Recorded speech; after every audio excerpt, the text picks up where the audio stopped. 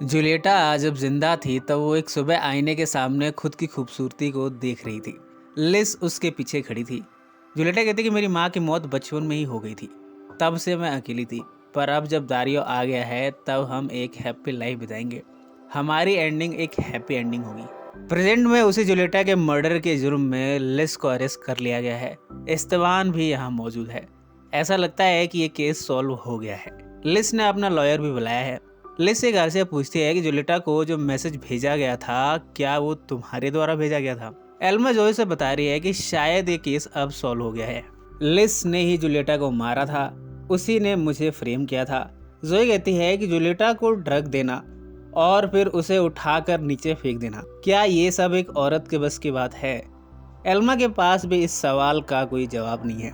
Garcia और Esteban को एक पेन ड्राइव मिली है। इसमें कुछ डिटेल्स हैं जिससे ये पता चल सकता है कि लिस ने वो पैसे लिए भी थे या नहीं, या फिर वो पैसे किसी और के अकाउंट में ट्रांसफ़र हुए हैं।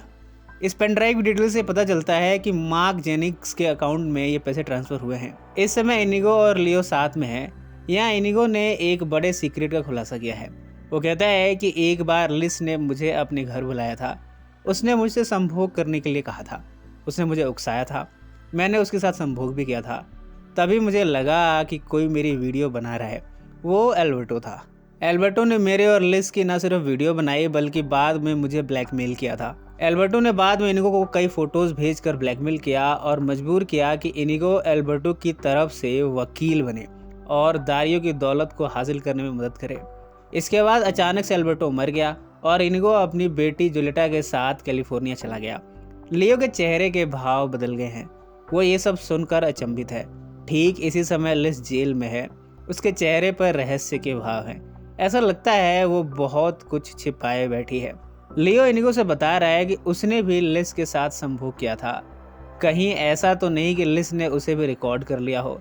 यानी लिस ने पहले अपने हस्बैंड के साथ मिलकर इनिगो को ब्लैकमेल किया, बाद में उसने अपने हस्बैंड को भी रास्ते से हटा दिया। अब चूंकि लियो एक फॉर्मर जज है, इसलिए लिस ने लियो से संभोग किया और हो सकता है कि उसे भी रिकॉर्ड किया हो ताकि वो लियो को भी इस केस में ब्लैकमेल कर सके। इनिगो कहता है कि लिस कुछ भी कर सकती है, वो बहुत खतरनाक है। गार्सिया और इस्तेबान आपस में बातें कर रहे हैं। गार्सिया इस्तेबान के एहसानमंद है। बात कुछ सालों पुरानी है।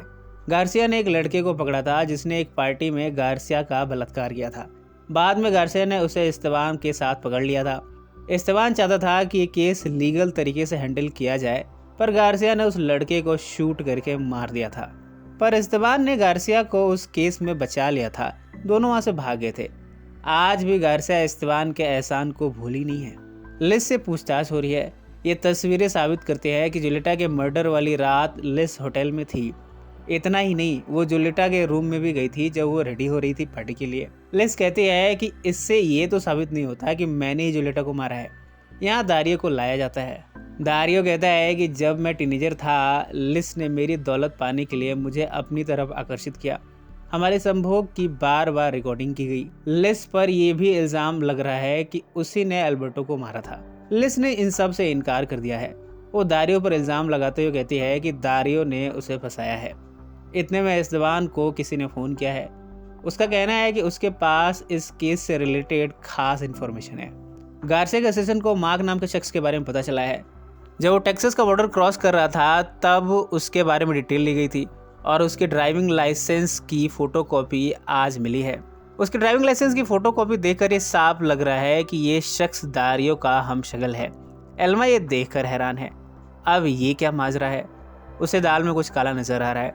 उसे याद आया कि जब दारियो उसे लेकर भागा था पुलिस से बचाने के लिए, तब वो भी उसे टेक्सास ले जाने की बातें कर रहा था। वो दारियो को फ़ोन करके मिलने को पार्क में बुलाती है। जैसे ही दारियो होटल से बाहर निकला, एल्मा उसके होटल रूम में पहुंची है। यहाँ वो उसके अलमीरा को खंगाल रही है। शायद कोई सबूत मिल जाए कि दारियो ही मार्क है। इतने में यहाँ दारियो आ जाता है। एल्मा ऐसा प्रेटेंड करती है कि वो उसे ही तो ढूंढने यहाँ आई थी। वो दारियो को सीड्यूस करती है। दोनों यहाँ संभोग करने लगे। इस संभोग के दौरान एल्मा एक एक बात को याद कर रही है। जब दारियो उसके साथ हिंसक हुआ था पास्ट में, वही हिंसक रूप आज भी दारियो के चेहरे पर दिख रहा है। एल्मा ये जान चुकी है कि दारियो ने ये ट्विन ब्रदर की स्टोरी फ्रेम की है। वो उसे पुश करके कहती है कि मैं तुम्हारे बारे में सब कुछ जान चुकी हूँ। इन सब के पीछे तुम हो, तुमने ने जूलिएटा को मारा है, मार्क भी तुम ही हो। ऐसा कहते हुए वो रोने लगी है। इसी नोट पर कहानी का ये हिस्सा यहीं समाप्त हो जाता है।